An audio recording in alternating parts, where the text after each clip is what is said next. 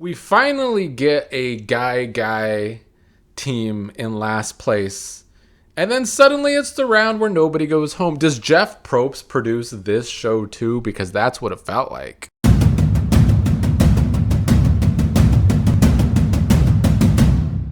Hello, everybody. Here to talk about, I believe, episode 8 of the Amazing Race season with the Big Brother players. Last night's episode, when there's not an elimination, sometimes it feels like a waste of time. But I did mostly enjoy the episode. I mean, it was entertaining enough. Mostly thanks to Izzy, of course, for me personally. But we will get to that. I want to start with the top two teams in what has turned into a two-team race, really. Tucker and Eric versus Jag and Jess. We start this in Romania again. This whole leg took place in Bucharest. This whole leg took place in Romania. And they started off, the teams couldn't travel by taxi, so they had to take the metro station to find the different things. The first challenge was a Romanian Easter hunt where they had to find the exact egg to match these giant eggs and then take it over to this creepy chicken and see if they got the right egg.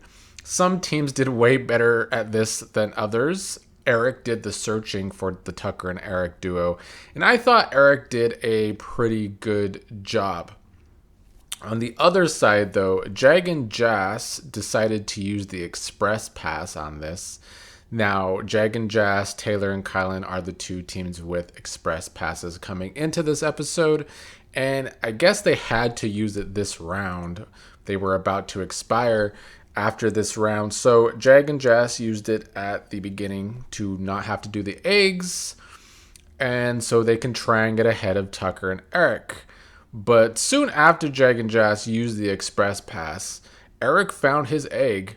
And somehow, even though Jag and Jess used their express pass before they finished the Easter egg hunt, Tucker and Eric beat them in a foot race, which is surprising because people have been struggling to beat Jag and Jess in foot races.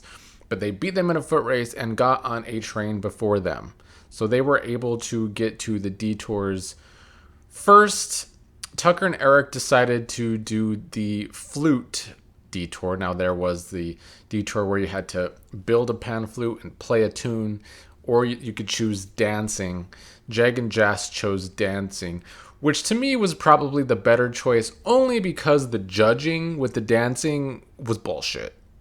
I did not feel like the judging for the dancing was fair as compared to the flute, because with the flute, there are these exact notes you have to play in order for you to be right. You don't necessarily have to play it well with your blowing, as we saw with Jack late in this episode, but you had to blow into the right note. So there was an actual way to judge the flutes. With the dancing, I felt like I would assume the way to judge is that the timing has to be close to perfect, but that was not the way this was judged. It took Jag and Jess a few tries, and even in their last try, their timing was a little off, and yet they got a pass. And I even felt like the camera work was trying to make it seem like Jag and Jess weren't off in that final round, but they were. If you go back and watch, you can see them screw up once or twice with the timing. So I just don't know if the dancing challenges are fair compared to other challenges if you're not going to judge them as harshly as you would the other challenges. Or maybe it's just my disdain for Jag that feels this way.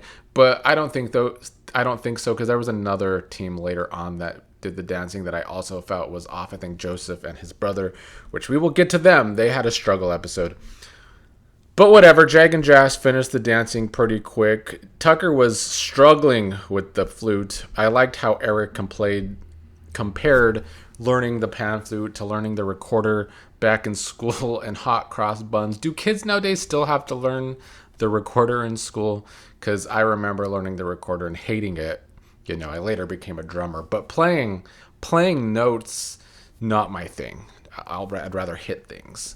But they did finish, and then they had to get to the sausages. It was down to Tucker and Eric versus Jag and Jess on the sausages too, where they had to make 20 perfect sausages for the sausage master to judge. And Tucker and Eric finished this before Jag and Jazz too, but this time to get to the final checkpoint of this round, Jag and Jazz not necessarily beat Tucker and Eric in a foot race. I think their taxi driver was just better.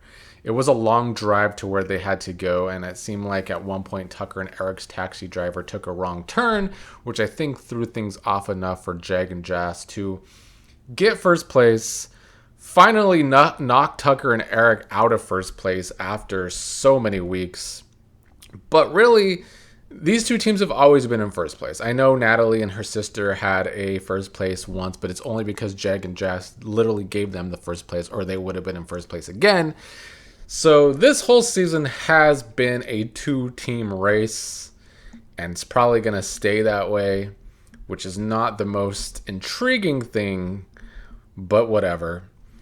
In third place was Kyland and Taylor. They were another team with an express pass. They did not use it on the eggs, though. Kyland and Taylor did okay during the eggs. I think Kyland looked for the eggs, and he and Adam were kind of trying to help each other, and Adam needed all the help he could get during this Easter egg hunt because he is not good at identifying patterns and matching it to the big eggs. He really struggled with that.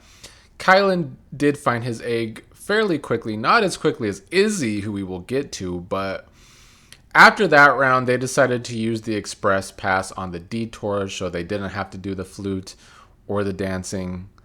So they got to skip ahead to the sausages. Now, Kyland perfected his sausages with his OCD. He did a really good job. Taylor kind of struggled with 3 of her 10 sausages she was making. And then Kyland tried to help Taylor. This is where we got to see some bickering between Kyland and Taylor again. Kyland was trying to be patient with his lady, but Taylor was not making it as easy. She was getting irritated. And why is it that we guys have to be the patient one in these relationships? But even on this show, because even back with old girl, the blonde, who I don't like, Kat, even with his guy, she was a mess all the time. He had to be the patient one and talk her through it. Here we are again with Taylor getting irritated, even though Kyland was just trying to help. I think maybe it was an ego thing for Taylor in that situation. But they got through it, and they were able to joke about it later. And I don't know how real of a relationship this is with Kyland and Taylor. I know a lot of comments say that it's just so fake and fraudulent, and it might be. But, I don't mind watching them as a team. They are kind of entertaining at times. And they end up in third place. They are the dark horse right now still to possibly get a win. In fourth place was Izzy and Paige. They continue to outdo themselves. I'm so proud of them. I've made it be known that Izzy is my favorite on this season. And, there's usually a couple hate comments towards Izzy every week in the comments, but whatever. I think Izzy is great, and every week she proves why she is good TV. They started in last place, but Izzy found the egg so quick when they got there, quicker than most of the other teams except Tucker and Eric, because they found the egg before anyone else even arrived. And then Izzy, who is a professional flute player and teacher, got to do a music challenge. She was so excited to play the flute and so excited to help teach Paige. It was very cute. Izzy and Paige are a cute couple too. I mean, I've talked about this for weeks now too, about how they really get each other and really have helped each other through this race. It's been really good to watch. Loved watching Izzy play the flute with her crazy eyes. She was so into it. If anybody's seen any of her videos where she is professionally playing a regular flute, she's really into that too with her crazy eyes. Either way, her crazy eyes were cracking me up playing the pan flute. They did good during the sausages too and end up in fourth place. So I'm proud of them. They're doing way better this entire race than I expected them to do. And it's good to see that they're still in it because Izzy is the thing that keeps me watching. I mean, other than maybe Taylor and leggings, but Izzy is the thing that keeps me watching. And Izzy still being in this with only a few episodes left might make it easier to finish out this season. In fifth place was Chelsie and Jack, and they were a mess. And it's been a theme for Chelsie and Jack this entire season, getting lost with directions, trying to find places. They got to the eggs last, but luckily found an egg before Adam. Chelsie did because Adam was struggling with that. They chose the flute, but they could not find the place to save their lives. They kept getting different directions. I guess not trusting their gut instincts. Jack was getting very frustrated with Chelsie because I think Jack felt he was right in the directions they were going, and Chelsie was second guessing. And then they finally found the right area and then got lost again and had to ask for directions again. And then they finally made it to the flutes, and Jack struggled with the flutes, but they got through it. They got to the sausages around the same time as Joseph and Adam and finished the sausages before Joseph and Adam, which meant Joseph and Adam were in last place. A lot of this episode really focused on Adam and his diabetes and how it was a struggle for him to keep his energy. But where Adam really sucked at was the eggs. That really is what put them behind. Adam could not find that egg. But they made up time because Chelsie and Jack got so lost that they ended up finding the dancing place before Chelsie and Jack found the flute place. Joseph and Adam could not dance though. And once again, the episode focused on Adam's diabetes, and his energy during the dance was possibly hindering him. What cracked me up during the dance was Joseph's kicks, because there was a part of the dance where they had to throw a kick, and Joseph's kicks looked like he was in a professional wrestling match. So that was cracking me up. But they ended up doing the dance pretty quickly because, like I said earlier, the judging for the dancing seemed easier. They struggled to finish the sausages before Chelsie and Jack. Adam broke down, crying on his way to the final step because he feels like he let Joseph down, which was pretty sad. But luckily for them, this was a non-elimination round, so nobody goes home despite them being in last place, so they get lucky here. Kind of annoyed me, though, because we finally get a guy team in last place. And then suddenly it's the round where nobody goes home. Does Jeff Probst produce this show too? Because that's what it felt like. I don't mind Joseph and Adam getting the save overall because I do like Joseph. Adam was a bit of a crybaby here, but I understood where he was coming from.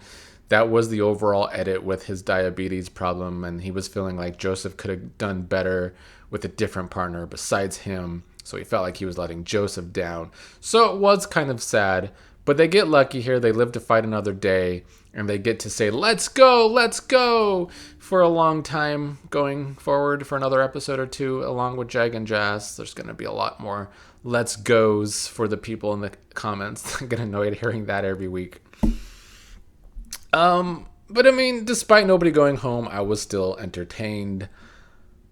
Unlike Survivor, which I will also be covering today, maybe for the last time this season. But I will be continuing to cover the rest of this amazing race / Big Brother season.